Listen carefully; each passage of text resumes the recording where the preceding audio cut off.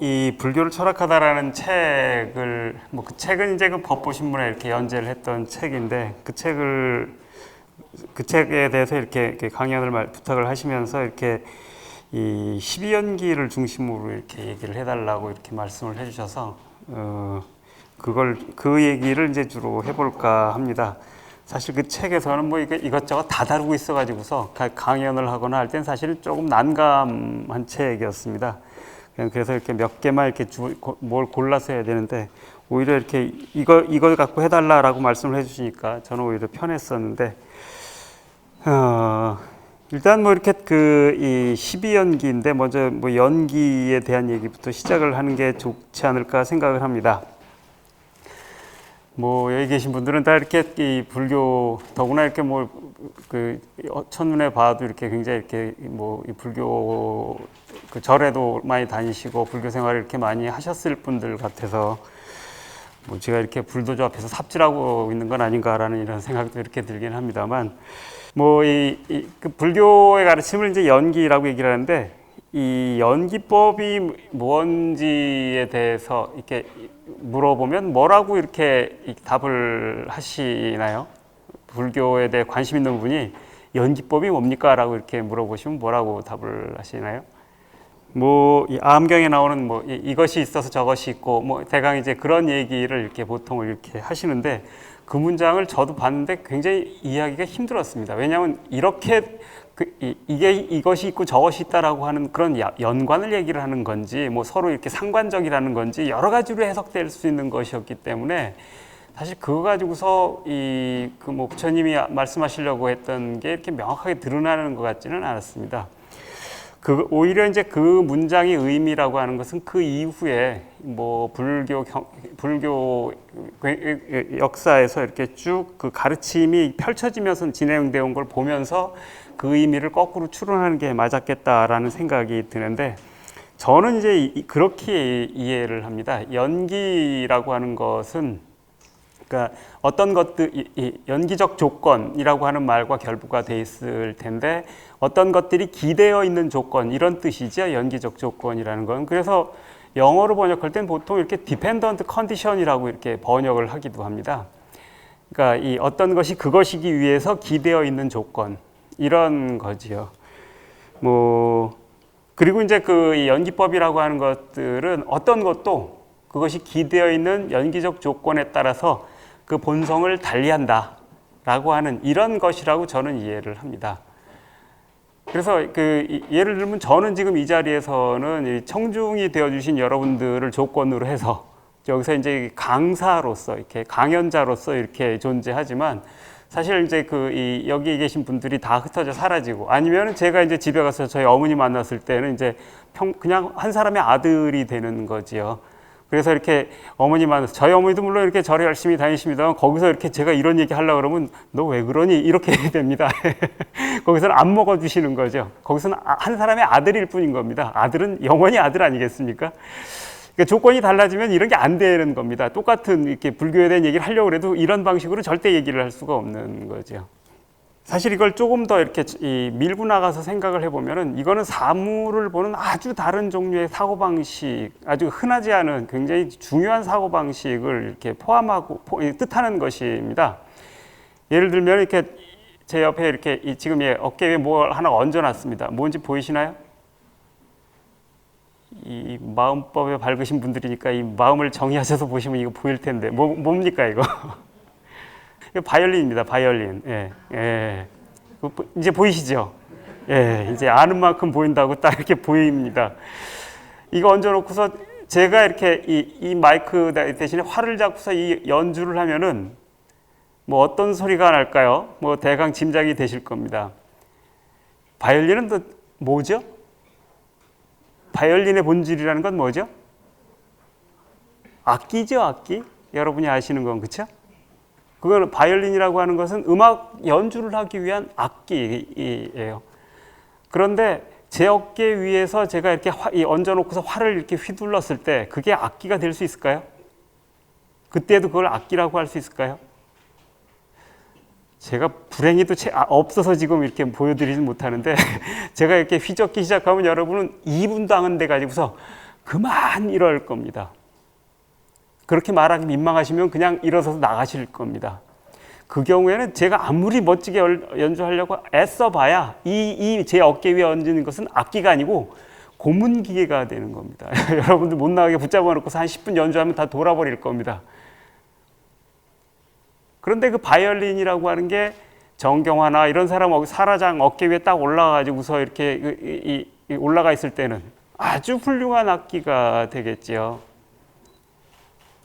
그런데 그 바이올린을 그렇다 그러면 이 고문기계하고 악기하고 어떤 게 바이올린의 본성인가 이렇게 물으시면은 악기라고 말씀을 하실 겁니다. 그럼 이 고문기계 제 어깨에서 이렇게 소리 난 건 바이올린의 본성하고 이 물건의 본성하고는 아무 상관이 없는 건가? 그렇게 말하기는 어렵지 않겠습니까? 이게 본성이 상관이 없다 그러면 고문기계가 될 수 없어야 되는 거지 않습니까? 그 백남준 아시지요? 이 백남준이 이제 그 예전에 그 뉴욕에서 바이올린을 뒤에다가 실로 끌어 묶고서는 이러고서 뉴욕 시내를 3시간 동안 돌아다닌 적이 있습니다. 이때 백남준 손에 이렇게 질질 끌려다닌 이 물건은 무엇인가? 악기일까요? 고문기계는 아니죠. 꼬리. 예. 꼬리일지도 모르겠습니다. 어쨌든 악기라고도 할 수 없고 고문기계라고도 할 수 없는 이 퍼포먼스의 도구가 된 겁니다. 백남준은 이런 걸 많이 했어요. 그 예전에 60년대에는 바이올린을 이렇게 이 목을 잡고서 바이올린 이렇게 해서 목을 잡고서 천천히 들어올립니다. 천천히. 그래서 이 속도를 굉장히 느리게 돌린 다음에 펑 내리쳤습니다. 여기까지 들어올렸을 때 좌중에 앉아있던 사람이 청중들이 있었는데 그 중에 그만하고 소리친 사람이 하나 있었어요. 그 사람이 그 드레스덴 그 드레스덴 그 교향악단의 그 제일 바이올린 주자였답니다. 어떤 일이 벌어질지 뻔히 예상이 되니까 그만하고 이렇게 못 견디고 소리를 지른 겁니다. 백남준은 이걸 가지고 뭘 하려고 했을까? 왜 그 사람은 그걸 보고서 못 견디고 소리를 질렀을까? 그 사람이 소리를 지르는 건 더 이상 바이올린이 바이올린일 수 없게 되어버린 이런 사태를 예견을 해서 이제 제발 그 바이올린으로 그냥 남겨둬라고 이렇게 얘기를 하고 싶었던 걸 겁니다. 백남준은 이건 바이올린이야 라고 하는 그런 믿음들을 이 바이올린과 함께 깨버리고 싶었던 것이었겠죠. 이건 악기야라고 하는 믿음을 깨버리고 싶었던 걸 겁니다. 이런 경우에 이 바이올린은 악기일까요? 아닐까요? 이런 것도 마찬가지죠. 그래서 이 바이올린 똑같이 생긴 이 물성이라고는 하나도 변하지 않는 그런 사물이 누구 어깨에 올라가는지 누구 손에 들어가는지 누구와 어떻게 만나는지에 따라서 아주 다른 것들이 되어버리는 거죠. 우리는 그걸 찾고 바이올린의 본성은 이거야 라고 생각하기 때문에 이 악기인 바이올린을 이렇게 쓰는 거야 저렇게 쓰는 거야 라고 생각하는데 그게 아닙니다. 이렇게 쓸 때 고문기계가 되고 이렇게 쓸 땐 악기가 되고 이렇게 쓸 땐 장식품이 되고 이렇게 쓸 땐 퍼포먼스 도구가 되고 그게 바로 그것들의 본성인 겁니다. 그런 점에서 이 똑같이 물리적 성질이 하나 안 달라져도 이 바이올린이 만나는 이유 이 바이올린이 기대어 있는 조건에 따라서 이것들의 본성이 아주 달라진다는 겁니다. 바이올린뿐만이겠습니까? 이번에 보이시나요? 제가 뭐 하나 집어들고 있는데 시간이 없으니까 빨리빨리 말씀드리자면 이 망치입니다. 망치. 이 망치. 이건 도구라고 보통 이제 생각을 하시죠. 그죠? 근데 이걸로 못대가리를 치면 틀림없이 도구지만 사람의 대가리를 치면 어떻게 됩니까? 흉기가 됩니다. 어떤 게 본성이겠습니까? 이 도구인 망치를 흉기로 쓴 겁니까? 그건 아닌 거죠. 어떤 이유가 만나는가에 따라 도구도 됐다가 흉기도 됐다가 장식품도 됐다가 역시 퍼포먼스도 됐다가 아무거나 다 될 수 있는 거, 여러 가지가 될 수 있는 겁니다. 이런 거 사실은 그 서양에서는 더 오래됐지만 대부분은 다 어떤 것도 다 본성이 있다고 생각을 합니다. 인간도 본성이 있고 모두 다 이렇게 있다고 생각을 하고 철학이라고 하는 것은 대부분 그 불변의 본성을 찾아다니는 겁니다. 그 불변의 본성이라는 게 있다라고 이렇게 생각을 하는 거고 그걸 찾으려고 하는 게 형이상학이라고 하는데 어떤 조건에도 달라지지 않는 그런 본성, 그런 걸 실체라고 보통 얘기를 합니다. 철학에서는. 근데 이 불교의 사고방식, 연기법의 사고방식은 뭐냐면은 조건에 따라 달라지지 않는 본성 같은 건 없다라는 겁니다. 조건에 따라 다 달라지는 거. 달라지는 거 본성이라고 한다면 그것도 다 본성이고 변하지 않는 본성이라는 건 아예 없다라고 하는 거죠.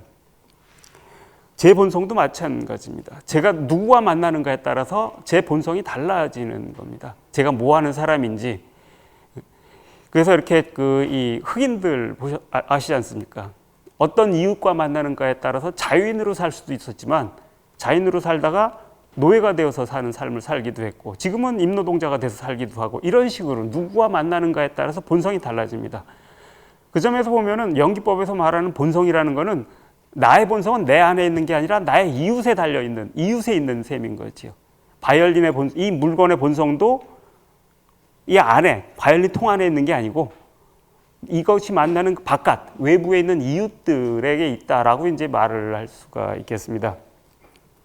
그렇기 때문에 사실은 이런 조건을 떠난 상태의 어떤 정해진 본성은 없다라는 것이 이제 나중에 그 용수 스님이 말한 그 공이라고 하는 게 바로 그거겠죠. 뭐 그런 점에서 이렇게 이 공이라고 하는 것은 이런 연기적인 사고하고 딱 그대로 이어져 있는 것이라고 얘기를 할 수도 있겠습니다. 근데 이제 사실 이렇게 볼 때 이것은 통상적인 사고하고 정말로 많이 달라지는 겁니다. 그런 형이상학하고 달라질 뿐만 아니라 예를 들면은 지금 익숙한 서양의 과학 같은 경우에 서양의 과학은 X하고 Y 간의 이렇게 인과적 관계를 이렇게 찾으려고 합니다. 그래서 이렇게 함수 관계라고도 하죠. 분석적 인과성이라고 그럽니다. 그래서 뭐 예를 들면은 이렇게 제가 이거 들고 있던 이 마이크를 놓으면 이렇게 떨어지는 떨어지는 거리 같은 거, 이 떨어지는 거리는 이 질량에 상관없고 떨어지는 시간의 제곱에 비례한다. 뭐 이게 갈릴레이 법칙인데 뭐 이런 거. 그래서 시간과 떨어지는 거리의 관계, 시간과 속도의 관계, 뭐 등등 이런 것들 그 두 개의 변수 간의 관계를 찾으려고 합니다. 그걸 법칙이라고 하는 것은 어떤 조건이 달라져도 그대로 관철되는 걸 법칙이라고 하기 때문에 법칙을 찾으려고 하는 것은 사실은 조건과 무관한 어떤 이 불변성을 찾으려고 하는 겁니다. 근데 사실 이렇게 하게 됐을 때 중요한 것들을 다 제거를 해버리게 됩니다. 이 갈릴레이 법칙은 뭐 조금 더 알기 쉽게 말씀드리면은 가벼운 거하고 무거운 거를 같이 떨어뜨리면 둘 다 무게랑 상관없이 똑같이 떨어진다는 겁니다. 이 무거운 것과 가벼운 것을 이렇게 같이 떨어뜨리면 무거운 것과 가벼운 것이 똑같이 떨어질까요? 다르게 떨어질까요? 이 매직이 먼저 떨어졌죠? 무게 차이가 이렇게 많이 나지 않는데도 불구하고 똑같은 속도로 안 떨어집니다. 그 점에서 보면 갈릴레이 얘기는 틀린 겁니다. 근데 왜 갈릴레이 얘기가 법칙이라고 하는가? 갈릴레이의 전제는 진공을 가정하고 있는 겁니다. 진공. 매질이 없다라고 가정을 한 겁니다. 매질이 지금 여기 공기거든요. 만약에 매질을 물로 바꾸면 어떻게 되겠습니까? 안 떨어집니다, 둘 다. 쇠와 나무, 그러면 매질이 물일 때는 쇠는 떨어져도 이건 안 떨어져요. 매질이 공기일 땐 뭐 역시 쇠가 빨리 떨어지겠죠. 즉, 요걸 초기 조건이라고 하는데 이런 조건, 연기적 조건들이 같다라고 가정을 할 때 이렇다라고 얘기를 해버린 겁니다. 근데 사실은 조건이 달라지면 같이 안 떨어지는 거죠. 그래서 지금 이렇게 현대과학에서 카오스 이론, 뭐 지금은 뭐 복잡계 이론이라고 이렇게 다시 불리기도 하는데 카오스 이론이라는 게 있는데 여러분 잘 아시는 나비 효과 있죠. 초기 조건의 민감성이라고 그러는데 북경에서의 나비 날갯짓이 저희 캘리포니아 해안에 폭풍을 만들어낸다 이런 거. 그게 이제 이 로렌츠라는 사람이 만들어낸 기상을 이렇게 예측하는 방정식이 있는데 이게 초기 조건이 좀만 달라져도 확 달라져 버리는 겁니다. 원래 방정식은 초기 조건과 상관없이 일정한 저기를 가져야 되는데 그게 안 되는 겁니다. 뭐 이런 일들, 그래서 지금은 이 초기 조건에 대한 민감성이 법칙 자체를 바꿔버릴 정도로 아예 크게 작용을 합니다. 이런 점에서 이거는 굉장히 연기적 조건이라고 하는 것이 어떻게 법칙을 바꿔버리는가를 보여주는 그런 이론이라고 얘기할 수 있는데 사실 이제까지는 전부 그런 걸 지워버리면서 같다고 가정하고 이런 식으로 이제 법칙을 썼던 거죠. 그리고 그런 점에서 사실은 굉장히 이렇게 20세기 후반, 이 카오스 이론이라는 건 그 1960년대 조금씩 만들어지기 시작해서 2000년대 들어와서 이렇게 확 알려지게 된 이론이거든요. 그러니까 그 21세기적인 과학, 이런 것이 이제 오히려 연기적인 사유라고 하는 것들하고 굉장히 가까이 있다라고 말할 수 있습니다. 그리고 이제 이런 종류의 사유는 이제 20세기 후반에 이제 지금 이렇게 잘 이렇게 알려진 이렇게 현대 철학자들에 의해서도 굉장히 이렇게 중요하게 부각이 되어 있는데, 어쨌든 이런 식의 생각이 이제 연기적 사고이기 때문에 그냥 이 어디나 두루춘풍형으로 다 이렇게 싸우는 이런 종류의 생각, 이런 게 아닙니다. 아주 유니크한 사고 방식입니다. 불교적인 사고라고 하는 것은. 근데 이제 이런 연기법이라고 하는 것과 결부해서 이제 그 12연기라고 하는 것이 있는데, 잘 아시겠죠. 이렇게 무명, 행, 식, 명색을 해서 쭉 해서 유생, 노사로 이어지는 12개의 그 개념들의 쭉 연쇄들. 그래서 이 노사라고 하는 것은 생을 연기 조건으로 해서 이렇게 만들어지는 거고, 생이라고 하는 것은 유생, 노사, 유를 조건으로 해서 만들어지고 이런 식으로 해서 설명을 해가는 거 아니겠습니까? 이 연기법을 이렇게 이 생과 노사라고 하는 것을 이렇게 연기법으로 설명을 하는 그 인과의 계열 같은 거라고 말할 수 있습니다. 잘 아시다시피 이건 이제 그렇게 이 시다르타 이 석가모니께서 이렇게 이 출가를 할 때 이렇게 사람들의 삶이 이렇게 고통에 가득 찬 것을 보고서 이걸 어떻게 해결해 볼 수 없을까라고 하는 이런 문제의식으로 출가를 했으니까, 나름대로 이제 깨달음을 얻었을 때, 애초에 당신께서 출가했을 때 이 문제의식을 어떤 식으로든 해명하고 답을 제시를 하고 싶었던 것일 거고, 그러기 위해서 이제 냈던 답이 이제 그 12연기겠죠. 그래서 이제 그런 노사의 고통이 어떤 식으로 연원하게 되는지, 그런 것들이 어떤 무지와 결부되어 있는지, 이런 것들을 이렇게 쭉 밝혀준 것인데, 근데 이제 제가 불교 공부를 쭉 하면서 불교 공부를 쭉 할 때 이 12연기는 그냥 처음에는 그냥 이렇게 넘기고 갔습니다. 근데 나중에도 계속 걸리는데, 왜 넘기고 갔나 나중에 생각을 해보니까 제가 이해가 잘 안 됐던 겁니다. 이 생각보다 이게 이해가 잘 안 됩니다. 사실은 이제 여기 계신 분들은 대부분 이제 불교를 일단 받아들이고 시작을 하셨기 때문에 그냥 그런 게 있고 맞는 거겠지, 부처님 말씀이니까 이러셨겠지만, 저는 이제 이렇게 별로 그렇지 못했던 터에다가 하나하나 이렇게 따져서 생각하는 이런 습관이 이렇게 몸에 배 있는지라 왜 무명, 행식, 명색 이런 게 쭉 이 계열이 이해가 안 됐습니다. 이해가 안 되는 아주 중요한 항들이 몇 개 있었는데, 예를 들면은 무명, 행식, 명색, 그 다음에 육처지 않습니까? 근데 이 식이라고 얘기를 할 때, 식은 육근의 작용이라고 이렇게 얘기를 하죠. 그죠? 6가지 감각기관이 포착한 것, 이런 것들이 식이라고 부르는 거 아닙니까? 그런데 이 식이 육군이 없이 나온 겁니다. 육처가 뒤에 나오잖아요. 그것도 한참 뒤에 나와요. 두세 개 건너뛴 다음에 나와요. 즉 육처가 없는데 식을 얘기를 하고 있는 거죠. 육처가 없는데 어떻게 식이 있지? 그렇지 않습니까? 예를 들면 돌멩이가 식을 가지고 있을 거라고 생각하지는 않으실 거 아니에요. 물론 이런 얘기도 할 수 있습니다. 저는 돌멩이에도 식이 있을 수 있다고 생각은 하는데, 보통 그렇게 생각 잘 안 하시니까. 그리고 보통 여기서는 이렇게 중생, 즉 생명이 있는 것들을 주로 전제를 하고 있는데, 식이라면 당연히 육군이 있어야지 식을 얘기를 할 수 있는 거지. 근데 왜 식보다 먼저 이 얘기를 하셨을까? 이런 거 이해가 안 되는 겁니다. 그 다음에 이렇게 그 뒤에 이 감수작용이 그 뒤에 나오는데, 이 감수작용도 감각기관의 작용이지요. 이거하고 식은 같은 건가 다른 건가? 왜 여기 2번 썼지? 이런 거. 2번 썼는데 이게 같은 걸까? 같은 거라면 이렇게 2번 부처님이 그렇게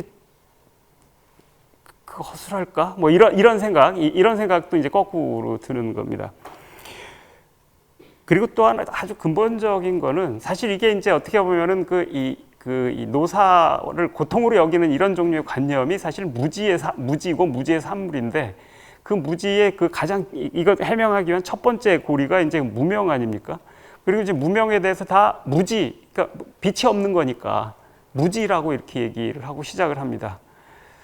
근데 이렇게 되면은 무지를 이렇게 이 노사에 이르는 여러 가지 무지들, 인간이 가지고 있는 무지들, 중생이 갖고 있는 무지들을 무명이라는 무지로 설명을 한 거거든요. 이건 무지를 설명한 게 아닌 겁니다. 무지를 설명하는 이 계열이 아닌 겁니다. 이거는 무지를 전제하고 있는 겁니다. 처음부터 무명이 무지니까, 무지로 시작하니까 무지가 무엇 때문에 발생하는지가 설명이 안 됩니다. 이렇게 되면은. 그렇다 그러면 이 무명을 무지라고 말해도 좋을까? 이건 순환론인데 증명해야 될 것을 전제를 해버리는 건데, 뭐 이런 식의 의문들, 이런 것들이 이제 있었던 거죠. 그래서 이제 그 다음에 또 하나는 이 부처님의 그 가르침 중에 핵심을 요약할 때 또 하나 핵심적인 것 중에 하나가 이게 무아 아닙니까? 무아인데 이 12연기, 그리고 그 무아라고 하는 게 사실은 우리들이 가지고 있는 여러 가지, 그러니까 이 무아와 반대되는 게 아상일 텐데, 당연히 그 아상이라고 하는 것들이 우리들이 가지고 있는 무지의 중요한 원천이고 이유일 텐데, 12연기의 그 12개 항목 중에는 아상이 없지 않습니까? 혹은 나라는 게 없지 않습니까? 이것도 좀 이상한 겁니다. 그렇게 중요한 개념이 여기 왜 빠졌지? 이상하다고 생각 안 하셨어요, 혹시? 저는 굉장히 이상했습니다. 이 중요한 게 왜 거기서 빠졌지? 그래서 이제 이게 그러고서 보니까 그냥 이 단어 12개의 개념들에 대해서는 통상적인 설명이라는 것들을 그냥 너무 쉽게 생각을 했던 것 같다. 쉽게 생각하고 쉽게 받아들이고, 거꾸로 그러다 보니까 이 12연기라는 거에 대해서 이해하지 못한 채 알고 있다고 받아들였던, 받아들이게 만드는 건 아닌가라는 이런 의구심 같은 게 생겼습니다. 그런 점에서 보면 12연기는 무지를 설명하는 건데 12연기도 그 무지 안에 들어가 있는 것이 되어버렸다라는 이제 생각이 들었던 셈입니다. 그래서 이제 그래서 그런 통상적인 설명 방식을 떠나서 뭐 책이나 뭐나 이런 데 나오는 그 설명 방식을 믿지 말고 제가 한번 이렇게 따져보자. 왜 이렇게 얘기했을까? 왜 이렇게 말씀하셨을까를 좀 따져보자라는 생각을 했습니다. 그러면서 그렇다라고 했을 때 일단 그 무지라는 개념을 가정하지 않고 무명은 뭐라고 말을 할 수 있을까? 이게 이제 제일 이렇게 저한테는 이렇게 중요한 것 중에 하나였는데, 사실은 그 무명은 그러니까 분명히 이렇게 뭘 안다, 그 실상을 안다라고 하는 것하고는 이제 거리가 있는 개념이면 틀림없습니다. 그런데 무명하고 무지는 다르다라고 하는 생각을 해야 된다라고 생각을 했습니다. 무지라는 건 도대체 무엇일까? 왜 무명은 무지가 아닌데 알지 못함을 뜻하는 말이 되었을까? 저는 그 무명이라고 하는 것은 사실은 그러니까 이 지식인이 뭐니 뭘 안다라는 개념 이전, 일단 그 안다라는 개념에 없던 안다니 뭐니 이런 개념이 없는 상태의 세계 를 뜻하는 것으로 이해를 해야 된다고 생각을 합니다. 즉 그거는 뭐 부처님 말씀하신 무상한 세계죠. 무상한 세계. 쟁무상. 이것도 이제 이렇게 불교의 가르침의 가장 핵심 중에 하나인데, 세상은 무상하게 변한다라는 거 아닙니까? 근데 우리는 이 무상하게 변한다라는 말은 이제 굉장히 가장 이렇게 쉽게 오해되는 방식은 인생 무상 뭐 이런 식으로 하면서 더덥고 허탈하다 뭐 이렇게 뭐 이런 식으로 사용이 되는데, 원래 무상은 그런 뜻이 아니죠. 항상된 것이 없이 끊임없이 변화한다는 뜻입니다. 그런데 우리는 이 변화한다는 걸 도대체 어떤 식으로 이해를 하고 있을까? 무상하게 변하는 세계, 그 무상하게 변하는 세계를 여러분은 지금 보고 계십니까? 제가 이렇게 움직이는 것들, 이 움직임이 있어서 여러분은 이제 이 움직임이 무상하다라고 생각을 하시나요? 사실은 이렇게 움직일 때에도, 끝없이 제가 이렇게 이럴 때에도 여러분은 같은 모습을 보려고 굉장히 애를 쓰시지요. 저도 마찬가지입니다. 여러분들 앉아 계신데 거의 안 움직이고 계시잖아. 저야 이제 강사니까 제 멋대로 움직이지만 여러분들은 그래도 꼼짝하면서 진지하게 들으시니까 잘 안 움직인다고. 사실 그렇기 때문에 우리는 성향적으로 어디에서나 다 이렇게 항상된 거, 동일한 거 이런 걸 보려고 하기 때문에 무상을 잘 보려고 안 합니다. 그런데 그 무상이라는 거는 그 와중에도 무상한 게 무상입니다. 앉아 계신 여러분, 움직이지 않고 앉아 계신 여러분, 혹은 집에서 잔다고 누워 계실 때 여러분의 신체 얌전히 이렇게 뒤척이지도 않고 얌전히 꼼짝꼼짝 죽은 듯이 자고 있다라고 표현하는 이런 종류의 신체. 그런데 그 신체를 안으로 이렇게 들여다보면은 그렇게 자고 있을 때 여러 심장들 뛰고 있지요. 허파도 움직이고 있죠. 이거 안 뛰면 좀 곤란하죠. 그죠? 고장납니다. 몸이 크게 고장납니다. 이렇게 응급실 실려가는 수가 있죠. 앵간한 것들이 다 뛰고 있습니다. 근데 그 뛰고 있는 것 안에서 심장이나 허파나 이런 것들의 세포 하나를 들여다보면은 그 세포들은 바로 옆에 있는 다른 세포들하고 계속 이렇게 교신하고 통신하면서 영양소와 뭘 이렇게 주고받고 이럽니다.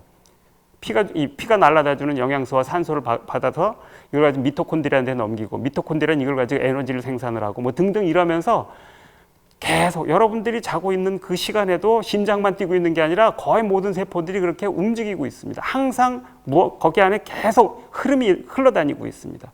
정말 그런 게 무상하게 움직이는 겁니다. 그리고 그 세포 하나를 살펴보면 그 세포 안에서도 미토콘드리아니 핵이니 핵 안에 있는 그 뉴클레오티드들 계속 움직이면서 활동을 하고 실제로 움직여 다닙니다. 공간적으로도. 그 RNA라는 놈들은 가서 아미노산, DNA에 가서 쭉 찍어다가 아미노산 만들어다가 해서가 이거 쭉 엮어가지고서 이렇게 중합체 만들어가지고 단백질 막 꽈서 만들어내고 계속 이런 거 하고 있는 겁니다. 여러분 주무시고 계실 때에도. 그 안에 또 들여다보면 개들도 그렇습니다. 이런 걸 생각을 하면은 정말 무상하다라는 말을 우리가 너무나 얼마나 쉽게 보고 있었던가, 얼마나 무상을 절로 보고 있었던가 이런 생각을 하게 됩니다. 무상한 변화 없이 보이는 것 속에도 무상한데 그 안에 또 들여다보면 또 무상함이 있고 또 무상함이 있습니다. 불교에서 잘 쓰는 중중무진이라는 말을 쓰는데 그 중중무진은 거대한 화엄적 세계에만 있는 게 아니고 무상도 중중무진인 겁니다. 중중무진에 무상함이 있는 겁니다.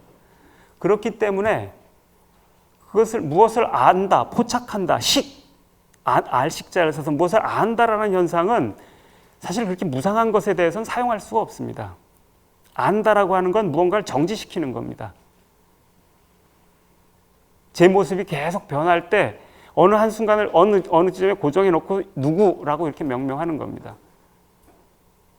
제가 학교에서 학생들 강의할 때 출석부를 부를 때 내가 부르는 이 학생이 지난주에 왔던 사람이 아니거든요.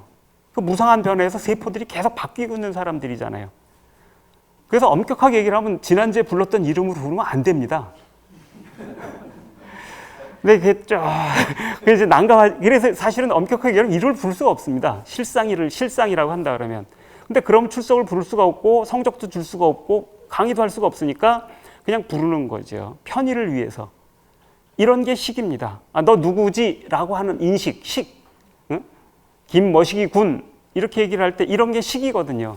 그 식은 무언가 변화하는 것 속에 어느 한순간을 멈춰서 그 멈춘 상태에 대해서 명명하는 겁니다. 고정시켜서 포착하는 거예요. 그래서 식이라고 하는 것은 움직이는 무상한 것들을 멈춤으로써 발생하는 거예요. 그렇기 때문에 식은 언제나 실상이 아니고 실상으로부터 떨어진 게 되어버립니다. 마치 이렇게 배가 움직일 때 각주구검 얘기를 하지 않습니까? 칼 떨어뜨린 자리에 표시를 했지만 배가 움직여버리면 놓쳐버리는 이런 겁니다. 그런 점에서 보면 사실 무명이라고 하는 것은 이런 그 끝없이 중중무진의 무상함으로 변하는 세계 그 자체, 이게 바로 무명의 세계일 겁니다. 재행무상이라고 부처님께서 말씀하셨던 것이 딱 거기에 해당되는 거지요. 이게 모든 것의 출발점인 겁니다. 여기에서 여러분들도 살아야 되고 우리도 살아야 되고 박테리아도 그 속에서 그 위에서 살아야 되는 겁니다. 그리고 그걸 조건으로 해서 그 무상한 세계 속에서 살아야 되긴 사는데 그 다음에 이제 이 무명 다음에 행이라고 하는 게 출현을 하지 않습니까? 사실 식은 아직 출현도 하지 않았어요. 식이라고 하는 것은 미리 말씀을 드리자면은 아까 말씀드렸듯이 고정시키는 거거든요. 변하는 걸 고정시키는 거기 때문에 식을 포착했다, 지식을 얻었다, 지식이라고 하는 것은 사실은 처음부터 실상과 거리가 떨어져 버린 거라는 점에서 사실은 오히려 무지에 가깝습니다. 이거야말로 무지예요. 왜냐하면 움직이는 칼육에 떨어뜨려 놓고서 배 위에다 땅 이거야 여기야 라고 써놓는 거랑 똑같은 거니까. 그런데 사실 이거는 없으면은 곤란한 그런 무지예요. 예를 들어서 우리가 갖고 있는 뇌는 이거 운동기관입니다. 생각하는 기관이라고 이렇게 생각하시지만 그렇지 않습니다. 뇌는 운동기관이에요. 운동을 위해서 존재하는 기관이에요. 그래서 식물들에게 왜 뇌가 없는가? 안 움직여도 되니까. 개들은 탁월해가지고 순자리에서 햇빛만 있으면 먹고 살거든요. 여러분은 안 되잖아요. 그러니까 먹이를 찾아 이 산기슭을 어슬렁거리는 이 킬리만자로의 표범처럼 이렇게 하이에나처럼 이렇게 살고 있는 거 아니겠습니까? 이 멍게 종류 중에 우렁생이라는 놈이 있어요. 이 우렁생이라는 놈은 뭐 잘 아시다시피 이렇게 멍게니까 착생 생활을 합니다. 그래서 이렇게 땅에 붙어가지고서 살아요. 멍게는 뇌가 있을까요, 없을까요? 없어요. 없어요. 안 움직이기 때문에 필요가 없어서 없어요. 근데 얘는 자웅동체여가지고서 이제 히드라네처럼 이렇게 얘가 이렇게 새끼를 그냥 만들어내거든요, 혼자서. 새끼는 올챙이처럼 생겼어요. 근데 얘한테는 뇌가 있어요. 척색도 있어요. 뇌가 있어서 움직여가요. 움직여가지고서 자기 착생할 때를 쭉 찾아가서 이렇게 머리부터 바꿔서 이렇게 착생을 해요. 그 다음에 뭘 하는가? 꼬리를 먹어치우고 그 다음에 뇌를 먹어치워요. 뇌라는 거는 엄청난 에너지를 쓰는 기관이에요. 여러분이 드시는 거에 반 이상은 다 뇌가 써요. 뇌는 그래서 여기 올라가는 혈관 잠깐만 한 30분만 끊어버리면 죽잖아요. 다른 데는 안 그렇거든요. 정말로 이 에너지 집약적인 굉장히 에너지 소모가 많은 기관이에요. 그러니까 이걸 유지하기 위해서 많이 먹어야 돼요. 저희 예전에 이게 교도소 있을 때 단식도 해봤는데 단식을 하잖아요. 하루 단식만 해도 어려운 책이 안 읽혀요. 소설책밖에 못 읽겠더라고요. 진짜예요, 진짜. 안 돼요, 안 돌아가요. 에너지가 공급이 안 되면은. 근데 이렇게 돼서 이렇게 움직이지 않게 되니까 얘는 비용 많이 드는 놈들을 서서 없애버리는 거예요. 그래서 성체는 뇌가 없는 거예요. 뇌는 운동을 위한 기관이거든요. 여러분도 명심하세요. 운동 안 하면 뇌가 조금씩 없어집니다. 이건 공연한 협박이 아닙니다.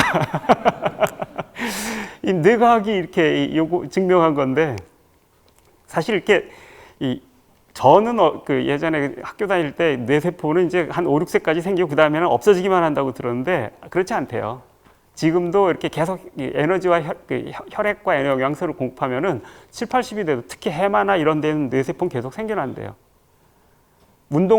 그러려면 운동을 해야 돼요. 운동을 해야지 혈액이 공급이 될 거 아니에요. 근데 뇌세포는 이 숫자가 늘어나는 게 큰 의미가 없어요. 이게 시냅스라는 것으로 축색기 이렇게 쭉 연결되는 뉴런 망들이 만들어지지 않으면 뇌세포는 의미가 없어요. 회로가 만들어져야 돼요. 회로가 만들어지면 어떻게 해야 되는가? 새로운 거를 생각해야 돼요. 그래서 여러분들 이렇게 낯선 사람 만나면은 친구로 사귀든 연애를 하든 굉장히 힘들죠. 왜 힘이 들까? 가족들 만나거나 친한 사람 만날 때는 생각할 필요가 없잖아요. 이 사람이 하면 다 알아듣잖아. 낯선 사람은 말을 해도 이 사람이 이거 대체 어떤 맥락인지 그 끙끙 고민하는 게 사랑의 그 중요한 스토리 아니에요, 그죠? 이러려면은 이걸 처리하기 위한 회로가 없기 때문에 처리를 해야 되기 때문에 새로 회로가 만들어져야 뉴런망이. 그래서 힘든 거예요. 이해 안 되는 책들 볼 때 어렵잖아요. 힘 많이 들어요, 정말로. 물리적으로 힘이 들어요. 그것도 마찬가지예요. 없는 회로가 이게 읽었는데 처리가 안 되는 거야, 뇌에서. 그러니까 뉴런망이 만들어져야 돼서 힘든 거예요. 쉬운 책은 안 봐도 되는 책이에요.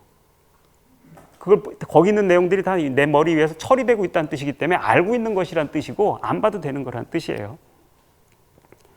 그래서 머리를 안 쓰면 새로운 걸 찾고 뭐하고 입력을 안 하면은 뇌세포들이 점점 에너지 절약을 위해서 뚝뚝 다 끊어져 버려요. 실제로 어린애 때도 그래요. 어린애가 생후 1년쯤 되면은 시냅스 개수가 1000조 개쯤 된대요. 우주의 별보다도 많은 숫자예요. 그런데 1년 6개월쯤 되면 3분의 1로 줄어든대요. 그 뒤에는 계속 점점 줄어드는 거예요. 안 쓰면은. 이 치매가 이렇게 많아진 이유는 제가 보기에는 운동도 안 하고 머리도 안 쓰게 TV 덕분이라고 저는 생각하는데, TV 많이 보시는 분들 조심하세요. 이 알츠하이머성 치매도 있지만 이건 반 정도가 그렇고 반은 혈류성 치매거든요. 그 혈액 공급이 안 돼서 그러는 거예요. 뇌가 죽는 거예요.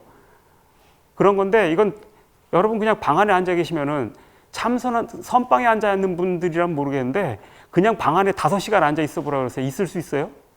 못 있어요. TV 켜놓으면 10시간도 앉아 계시잖아요. 이러고서. TV 켜고 사유하세요? 안 하잖아. 운동도 안 하고 생각도 안 하잖아. 그러고서 하루에 7, 8시간 그렇게 앉아서 계속 살아보세요. 뇌세포가 당연히 멍게가 되는 겁니다. 멍게가 되지 않으려면 운동하시고 산보라도 하세요. 그리고 어려운 책 읽으세요. 낯선 사람 만나고 낯선 얘기 듣고. 늙는다는 게 뭔지 아세요? 입력장치는 고장나고 출력장치만 작동하는 상태예요. 잘 옆에 보세요. 했던 얘기 또 하고 무슨 얘기를 해도 입력이 안 되잖아. 저희 죄송하지만 어머니랑 얘기하면 막 해서 설득을 했는데 다음에 가면 다 원상독기 돼 있어. 안 돼. 그게 늙는 거예요. 그래서 이건 나이랑 상관없어요. 이게 열려있는 사람은 70, 80이 돼도 노인이 아닌 거예요. 이게 다친 사람은 40만 돼도 노인이 되는 사람들이 있어요. 그렇게 일찍 노인이 되면은 금방 이렇게 돼요. 멍게가 돼요. 근데 어쨌든 이제 여기서 이 뇌라고 하는 건 이제 그 운동기관인데 이 식이라고 하는 게 그런 겁니다. 식. 예? 대상을 이렇게 포착한다라는 게 멈추는 거라서 사실은 이렇게 이게 동물들에게 꼭 필요한 기능이에요. 예를 들어서 토끼 5마리가 쭉 가다가 저쪽에서 이렇게 그 표범을 만났어. 그래갖고 호랑이를 만납시다. 호랑이를 만났어. 그러다가 잽싸게 튀었지만 동물들 뇌가 중요한 게 이거 뇌 사고 기능은 이때 시작하는 거거든요. 원래 내가 만난 놈들 앞에서 내가 도망가야 될지 덤벼들어야 될지 그냥 가만히 있어도 될지 이게 사고라고 하는 것에 출발이 되는 판단. 뇌가 판단하기 시작한 건 이런 거에서 시작한 거예요. 근데 이제 이런 상황인데 도망쳤는데 한 놈이 잡아먹혔어. 그럼 저놈 만나서 저놈 잘못하면 잡아먹히는구나, 죽는구나. 기억을 할 거 아니에요? 이게 기억이죠. 근데 다음에 만났는데 모양이 조금 다르게 생겼어. 무늬가 조금 다르게 생겼어. 저놈을 만나면 내가 모양이 조금 다른데 도망가야 될까 말까 이 생각하고 있으면 그냥 죽지요. 그냥 잡아먹히는 거예요. 그러니까 비슷해 보이면 같다라고 간주하고서 도망가야 돼요. 이런 놈들이 살아남는 거예요. 이런 놈들이 살아남아서 동물의 뇌가 그런 식으로 진화한 거예요. 비슷한 걸 보면 같다라고 간주하는 거. 사실 안 그러면 실제로 이건 유용하고 필요한 거잖아요. 그래서 정확한 판단은 아니죠. 다른 거를 같은 놈이라고 간주한 거니까. 비슷하다고 해서 같다고 할 수는 없는 건데 같다고 하는 거니까 이건 무지거든. 그렇지만 유용한 무지고 필연적인 무지죠. 안 하면 죽는 무지. 이런 게 우리가 갖고 있는 지식이에요. 지식. 식이고 지식이 이런 거예요. 그렇기 때문에 식이나 지식은 본질적으로 무지인데 유용하고 필요하기 때문에 필연적이기 때문에 쓸 수밖에 없는 것인 거지요. 이거의 반대편에 있는 게 무명이에요. 무명. 카오스. 무상하게 변하는 카오스의 세계. 이게 실상이야. 세상은 카오스인데 그 카오스를 견디며 우리는 살 수가 없으니까 자꾸 이제 그것을 딱딱 식을 포착을 해가지고서 우리가 다룰 수 있는 것으로 바꾸는 거지요. 그래서 그 다룰 수 있는 것을 바뀐 거는 그게 식인데 이것은 사실은 무지지만 유용한 무지라는 겁니다. 이걸 바꾸는 게 무언가? 행이에요, 행. 행이라는 말은 행동을 뜻하기도 하지만 행동하려고 할 때 발생하는 의지를 뜻하는 거죠. 생명체들은 다 이걸로 인해서 움직이는 겁니다. 근데 생명체들이 산다는 건 무엇일까? 아까 말씀드렸던 그 무상의 카오스, 그 속에 던져진 채 태어나는 거지 않습니까? 그리고 그걸 견디면서 살아야 돼요. 그 속에서. 그 흐름을 따라가면서 살아야 돼요. 살려는 의지, 그게 바로 행입니다. 그래서 예전에 그 괴테라는 사람이 그 성경에 보면 태초에 말씀이 있었느니라 라고 하는 이 문장을 그 파우스트라는 책에서 파우스트가 계속 고칩니다. 그러면서 이 문장을 결국 어떻게 고치냐면 im Anfang war die Tat, 태초에 행동이 있었느니라 라고 이렇게 고칩니다. tat, 행동입니다. 행동. 그 행동이란 왜 태초에 행동이 있다고 했을까? 생각도 그 다음에 오는 겁니다. 지식도 그 다음에 오는 겁니다. 살기 위해서 살려는 이 힘과 의지, 이것도 사실은 굉장히 맹목적인 거죠. 그리고 쇼펜하우어가 이 맹목적인 이 충동밖에 없는 세계라고 굉장히 혐오했던 것이기도 한데 이게 살기 위해서 살아야 돼라는 이게 식을 만들어내는 겁니다. 살기 위해서 저놈은 또 보면 무조건 도망가야 되는 거구나. 이건 보면 덤벼들어야 되는 거구나. 이런 종류의 식들. 얘를 보면 위족을 뻗어서 이렇게 쌓아내야 되는 거구나. 박테리아나 아메바 같은 게 그렇잖아요. 그죠? 그게 이제 식입니다. 식. 혹은 어떤 아메바나 박테리아들 그렇습니다. 이 영양소, 이 화학적인 감지 능력이 있어가지고서 어떤 종류의 미네랄이나 뭐 이런 게 있다 그러면 얘들이 이쪽으로 옮겨갑니다. 이렇게 이동을 합니다. 먹이를 찾아서. 우리가 이동하는 거랑 똑같은 거죠. 이 이동하는 거, 이게 식입니다. 식. 우리가 생각하는 지식 이런 거는 아니지만 이런 종류의 자극에 반응해서 일, 2감은 먹을 게 있다라고 하는 종류의 그런, 사실 항상 먹을 게 있는 건 아니지만 유사성에 대해서 때려 맞춰가지고서 이렇게 생각한 식입니다. 이 식은 무엇이 형성하는가? 살기 위해서. 살겠다라는 의지, 그 행위 만들어내는 거죠.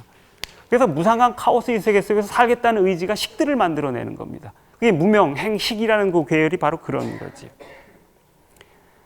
그 다음에 이제 또 어려운 게 명색이지요, 명색. 명색은 뭐 이렇게 그 두 개 합쳐진 말이죠. 이름하고 뭐 이렇게 이 물질과 비물질적인 것들이 이제 합쳐진 말이죠. 나마루빠라고 그러나요? 하여튼 이게 합쳐진 건데, 이 명색이 여기서 갑자기 등장하는 게 조금 이렇게, 이 명색이 도대체 뭐지? 그 이해하기가 쉽지 않습니다. 근데 이제 이 식이 있었을 때, 식 다음에 식이 명색을 만들어내는데, 왜 이 명색이 발생하는가? 식들이 있다라고 했을 때, 식들에 대해서 이제 분류를 하게 됩니다.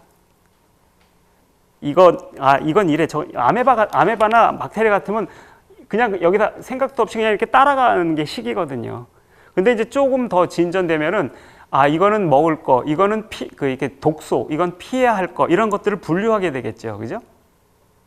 먹을 것만 아니면 곤란하잖아요. 얘는 먹이. 여러분들이 한 판단들도 그런 겁니다. 동물로서 한 최초의 판단. 이건 먹이야, 덤벼들어야 돼. 이건 적이야, 천적이야, 도망가야 돼. 이거는 그냥 있어도 돼. 둘 다 아니야. 이런 판단들. 이게 이제 여러 식들을 분류하는 범주들입니다. 이런 게 범주라고 그럽니다. 철학자들 얘기하는. 이런 분류를 하게 됩니다. 분류가 굉장히 중요해요. 그래서 이렇게 영화, 우디 앨런 영화 같은 데서 보면 나오지 않습니까? 세상에는 두 가지가 있어. 세상의 자동차에는 두 가지가 있어. 티코와 티코 아닌 게 있지. 이런 식으로 이렇게 분류하는 거. 이런 것도 다 식입니다. 근데 사실 이런 식은 굉장히 무식한 분류에 속하죠. 대부분의 분류는 하나의 틀로만 세상을 보는 거기 때문에 무지이지만 어쨌든 필요한 분류이기는 합니다. 근데 이제 그렇게 분류를 한다라고 했을 때 가장 기본적인 분류는 안팎을 분류하는 거예요.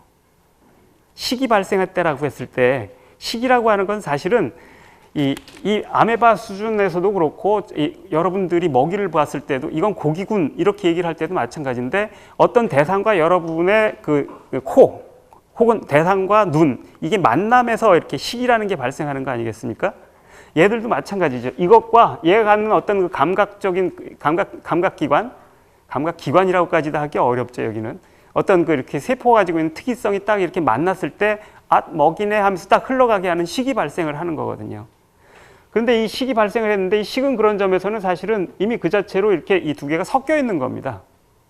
항상 섞여 있게 마련인 겁니다. 그런데 섞여 있는 것에 대해서 이건 밖에서 온 거네, 이거는 내가 판단한 거를 구별할 수 있어야 됩니다. 근데 이런 판단이 사실 이렇게 유기체, 동물들이 갖는 면역계가 이런 판단을 실제로 여러분이 생각하기 전에 합니다. 면역이란 무언가? 면역계는 사실 굉장히 여러분 몸에 여러 가지 면역계가 있습니다. 예를 들면 가장 기본적인 면역계는 피부예요. 피부 찢어지면 그 다음에 상처 생기고 막 이렇죠. 그 다음 면역계가 그 다음에 방어하는 겁니다. 피부가 1차 면역계고, 찢어지면 거기 와가지고서 이렇게 밖에서 온 세균들 이렇게 막아주는 그런 작용이 있는 거죠. 피부도 면역계고, 그 다음에 입안에 있는 침이나 이렇게 이 체강, 이렇게 몸에 있는 구멍 안에 이렇게 여러 체액들이 있잖아요. 입안에 있는 침을 비롯해서 이런 것도 면역계예요. 그래서 경계가 조금 다르죠. 위액들도 다 그런 면역계의 역할을 해요. 그래서 안 좋은 게 갔을 때 거기서 다 이렇게 막아줍니다. 뱃속으로 들어간 것들 막아주는 건 피부가 못 막잖아, 그거는. 먹어야 되는 건 안으로 넣어야 되기 때문에 그걸 또 거기서 막아주는데, 근데 면역이라고 할 때 가장 이렇게 잘 알려진 동물의 면역계는 이제 특이적인 면역계인데, 여러분 그 피에 있는 그 이렇게 뭐 예를 들면 이렇게 백혈구 같은 거라든지 아니면은 이제 그 이렇게 이 세포 안에 있는 B세포, T세포 이런 세포들이 있습니다. 이게 면역 세포들이에요. 얘들이 어떻게 그 면역계는 어떤 식으로 반응하냐면은 내 몸에 있는 단백질들이나 얘들 그 효소들 이런 것들의 그 표지들을 기억을 합니다. 그리고 그것과 다른 놈이 딱 끼워봐 가지고서 다른 놈이 나타났으면 걔를 이렇게 가서 공격을 합니다.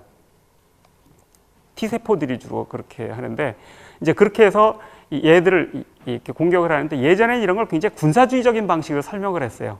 밖에서 적군이 들어오고 여기 있는 그 면역세포들이 이제 이 방위군이죠. 가가지고서 놈들을 뻥뻥뻥 해서 진압해서 패퇴시키는 이런 거로 설명을 했는데, 이게 사실 이렇게 얘기를 하면은 장기 이식 때 발생하는 면역 반응들이 이해가 안 됩니다. 왜냐하면 장기 이식은 여러분이 필요해서 몸에 끼워 넣는 거잖아요. 신장도 넣고 뭣도 넣고 이렇게 하는데, 제일 어려운 게 면역 반응이거든요. 이거 신장 이식했을 때 제일 문제가 면역 반응이 생겨서 실패하는 거잖아. 면역 반응은 자기 몸에 필요해서 넣은 신장인데 면역 세포들이 가서 공격을 하는 거예요. 이거를 적이라고 공격을 하는 거라고 말을 하면 곤란하잖아요. 즉 밖에서 온 세균들이나 이것도 적이 아니라는 거예요. 그럼 얘들은 어떤 메커니즘으로 판단을 해서 공격을 하던가 안 하던가 하는가? 자기 몸에 없는 것들에 대해서 반응하면서 공격하는 것이어서 밖에서 들어온 것에 반응하는 거예요. 그런 점에서 면역 체계라고 하는 거는 내 몸의 안과 밖을 가르는 미시적인 시계 체계 같은 거예요. 얘들은 그래서 여러분들은 의식을 사용하지 않아, 거기에. 그죠? 여러분들은 의식을 사용하지 않고 여러분은 판단하지 않지만 세포들이 판단을 해요. 세포들이 판단을 해가지고서 얘는 그 몸 안에 있는 거네, 얘는 아니네, 얘는 아니네, 이러면 쳐내고, 이런 거를 세포 밑에 있는 면역세포 수준에서 하는 겁니다. 이런 것도 식이지요. 근데 이 식이 발생을 하게 되면은 신체의 경계가 이렇게 그려지게 됩니다. 바깥과 안.